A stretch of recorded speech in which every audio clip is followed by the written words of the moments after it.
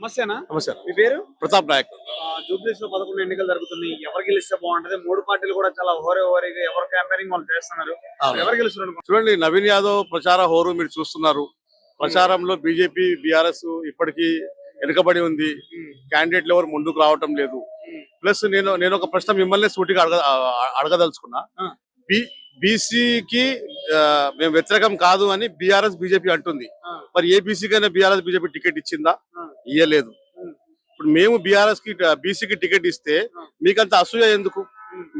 మీరేమో అధికారంలో ఉన్నప్పుడు బీసీ రిజర్వేషన్ తగ్గిస్తారు, మీరేమో బీసీ బిల్లు మేము అసెంబ్లీలో ప్రతిపాదిస్తే దానికి రద్దు చేపిస్తారు. మళ్ళీ ఇక్కడ రాష్ట్రంలో ఏం చెప్తున్నారు? బీసీ మీద మాకు ప్రేమ ఉందని చెప్తున్నారు. మరి ఇట్లాంటి దొంగ నాటకాలు బీజేపీ బీఆర్ఎస్ ఆడుతున్నాయి. బీసీ బిడ్డగా నవీన్ యాదవ్ ఇక్కడ 1,00,000 మెజార్టీతో గెలవబోతున్నాడు. ఇది మాత్రం ఖాయం. ఇక్కడ బీసీ క్యాండిడేట్లే లేరు. వాళ్ళకి మేము బీసీకి సపోర్ట్ అని చెప్తున్నాడు కేటీఆర్. ఎట్లా సపోర్టు? మరి నువ్వు ఒక బీసీ వ్యక్తికి, సామాజిక వర్గానికి చెందిన వ్యక్తికి నువ్వు టికెట్ ఇవ్వాల్సింది. మీ నాయనకున్నంత నాయకత్వం నీకు లేదు.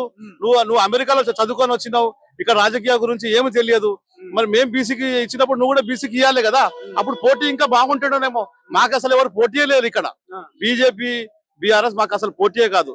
ఇప్పటికి కూడా చెప్తున్నా, బీఆర్ఎస్ బీజేపీలు పోటీ నుంచి తప్పుకుంటే కనీసము ప్రజల్లో నవ్వుల పాలు కాకుండా వాళ్ళు ఉంటారు.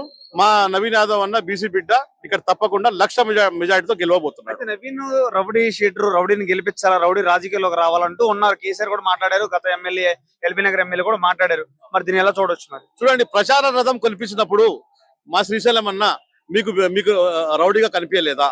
మీకు ఆర్థిక సాయం చేసినప్పుడు మా శ్రీశైలం అన్న మీకు రౌడీగా కనిపించలేదా? ఈ రోజు వాళ్ళ అబ్బాయి ఎమ్మెల్యేగా పోటీ చేస్తున్నప్పుడు మీరు రౌడీ అని మీకు ఎలా అనిపిస్తుంది? ఇది హాస్యాస్పదం కాదా?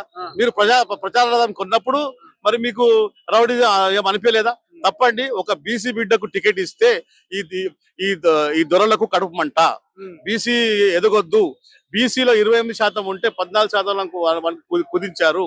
మేము అసెంబ్లీలో ప్రతిపాదించి ఢిల్లీకి పంపిస్తే దానికి వ్యతిరేకించారు.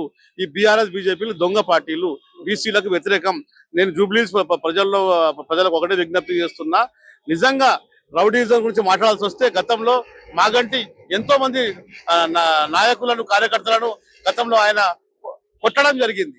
నేరుగా ఆయన ఇళ్ల మీద పోయి దాడి చేయడం జరిగింది. అట్లాంటివి ఏం చేయలేదే.